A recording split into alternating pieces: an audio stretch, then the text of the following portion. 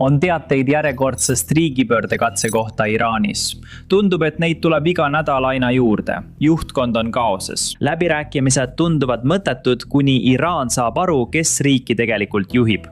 Ja muidugi majanduskriis süveneb iga päevaga. Alustame sellest uuest raportist. See raport pärineb Iran Internationalilt. Iraani president Peskazan ja parlamendi spiiker Khalifaf püüavad välisminister Araghachit ametist vabastada, süüdistades teda selles, et ta järgis tuumaläbirääkimistel IRGC komandöri juhiseid ilma valitsust teavitamata. Nüüd, mõned teist võivad mäletada, et algselt, kui läbirääkimised toimusid Pakistanis, oli parlamendi spiiker juhiks. Ta oli selle läbirääkimismeeskonna juht, kes läks Pakistani Iraani nimel. Aga kui nad Teherani tagasi jõudsid, näib, et parlamendi spiiker võeti IRGC poolt läbirääkimisõigusest maha. Ja siis sai välisministrist justkui ainus läbirääkimismeeskonna juht. Ja seda nägime siis, kui välisminister läks eelmisel nädalal Pakistani tagasi, et anda Ameerika Ühendriikidele uus pakkumine.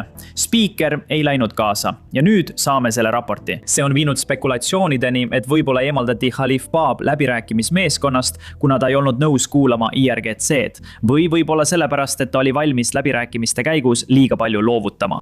Nüüd on oluline meeles pidada, et Khalifa, Iraani parlamendi spiiker, on keegi, kes on juba väga pikka aega võimu ihaldanud. Ta kandideeris Iraani presidendiks 3 erineval korral ja ma arvan, et ta kaotas iga kord. Aga nüüd tundub, et kõik, kes teda ohjes hoidsid, on kas surnud või peidus.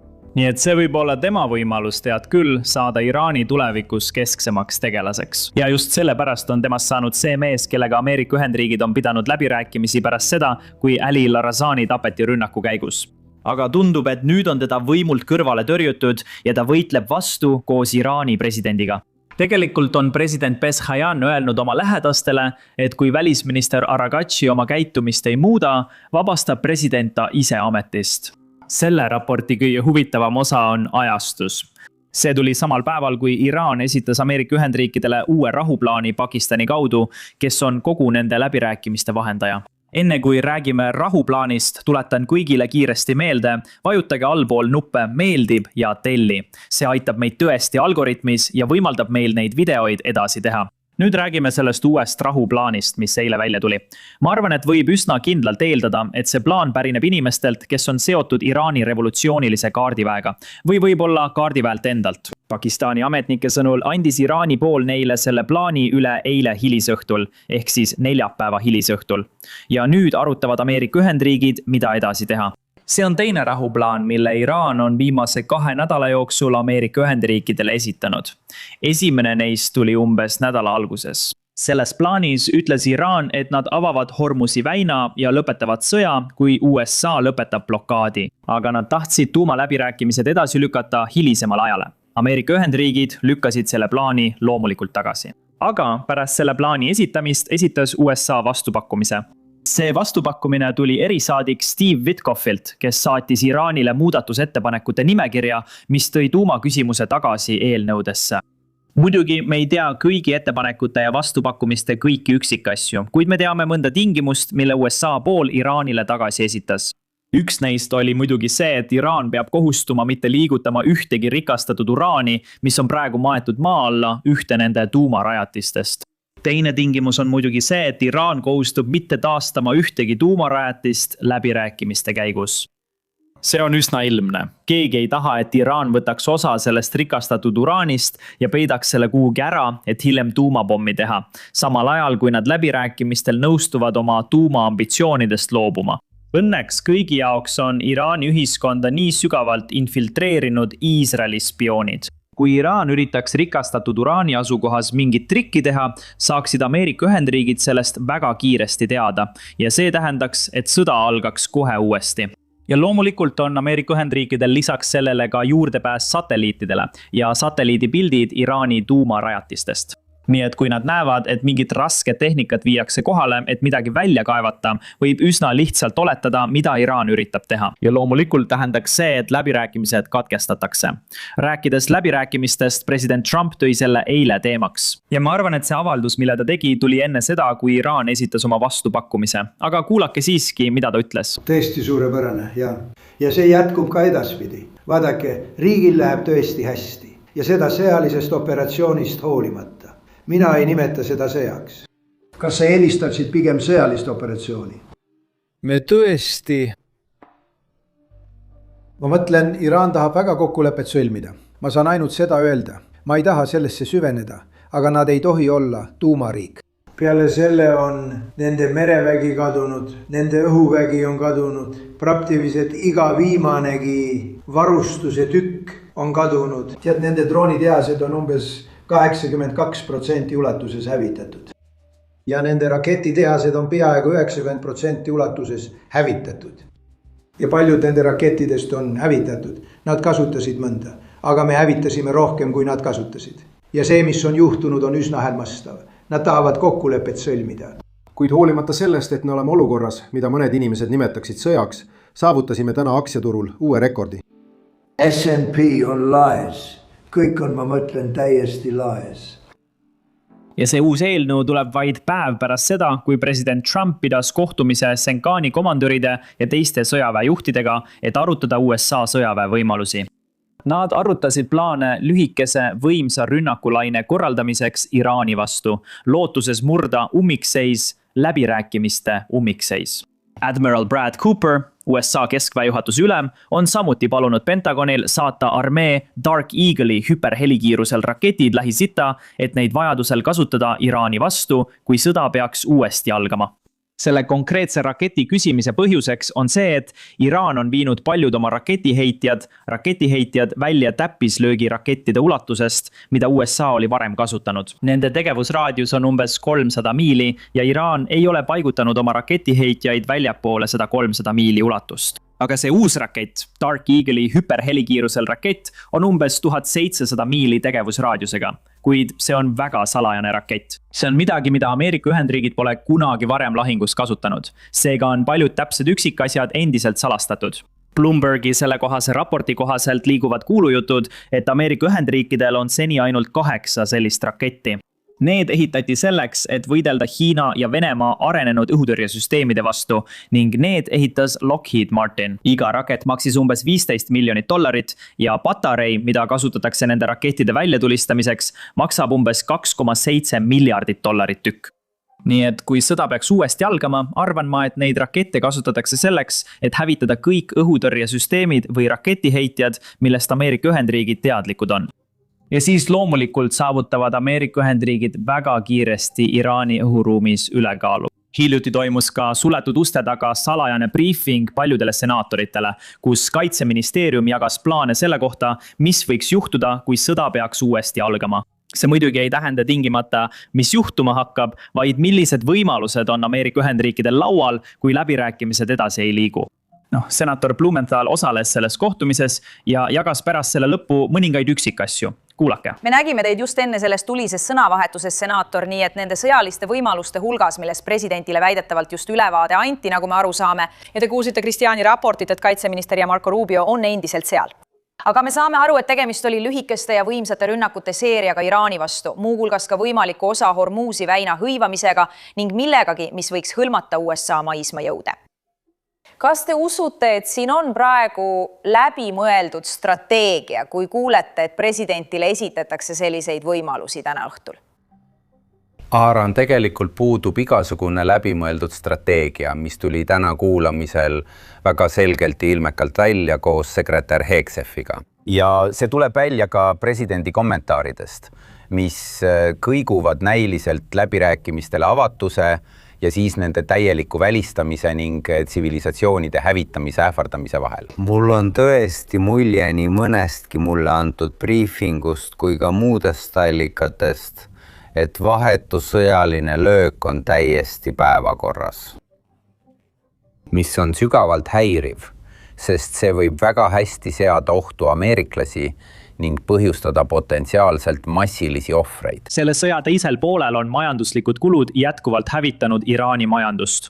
Kuulake, mida rahandusminister eile just postitas. Operatsiooni majanduslik raevmõjul on Iraani valuuta langenud kõigi aegade madalaimale tasemele.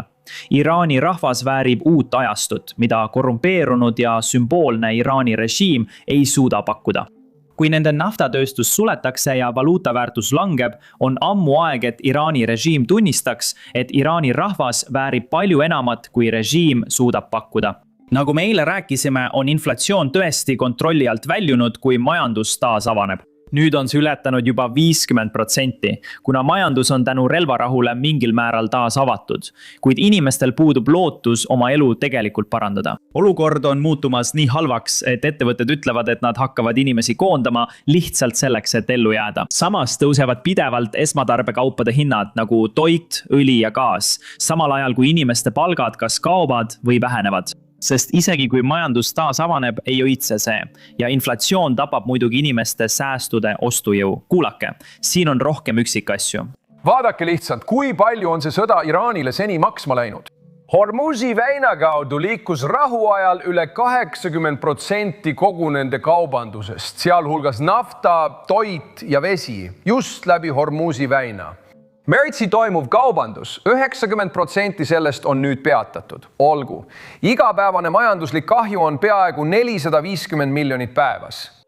Lisaks on inflatsioon tõusnud aastaga 67% ja USA dollar surub praegu Iraani valuutat täielikult alla. See majanduslik kokkuvarisemine on loonud Iraanile justkui ajapommi, kus nad peavad tagama, et majandus taastub ja sanktsioonid tühistatakse enne, kui protestid uuesti algavad, nagu nägime jaanuaris. Kanalisatsioonitorus olevatel rottidel on väga raske teada, mis toimub välismaailmas. See annab Iraani juhtkonna kohta veidi tausta, kes istub sõna otseses mõttes pimeduses. Ameerika Ühendriikidel on täielik kontroll Hormuzi väina üle. On tugevate valuutade, eriti USA dollari puudus. Toidu ja bensiini normeerimine on kehtestatud. Kogu rahvusvaheline kogukond on teie vastu pöördunud. Blokaad jätkub seni, kuni taastatakse enne 27. veebruari kehtinud meresõiduvabadus. See on nüüd veidi segadust tekitav, sest vaid mõned päevad tagasi või umbes 2 nädalat tagasi teatas Iraani välisminister väga avalikult, et hei, me avame Hormuzi väina. Muidugi ei tähendanud see avaldus tingimata, et nad avasid Hormuzi väina, kuid vaid mõni minut pärast seda teadet teatas president Trump samuti avalikult, et hoolimata sellest, et Iraan avab Hormuzi väina, jätkub USA blokaad. Ja nüüd näeme nende administratsioonist tulevaid avaldusi, et USA tühistab blokaadi, kui Iraan avab Hormuzi väina. Minu arvates tundub, et peagi kuulutatakse välja mingisugune kokkulepe. Muidugi tahab Iraan avada Hormuzi väina, kui blokaad kaob, kuid nad ei soovi tuumaprogrammi üle läbi rääkida. Ma arvan, et Ameerika Ühendriigid soovivad tõenäoliselt tuumaprogrammi osas mõningaid järeleandmisi ning siis blokaad kaob ja Hormuzi väin avatakse. Iraani vaatenurgast tahavad nad tõesti, et blokaad kaoks. Sest loomulikult võib vaielda selle üle, kui kaua läheb aega, kuni me hakkame nägema blokaadi halbu kõrvalmõjusid Iraani naftatööstusele. Kuid ei saa vaielda selle üle, et sellel poleks halba mõju. On selgelt probleem, millega Iraan peab tegelema. Võib-olla juhtub see 2 kuu pärast või 2 nädala pärast.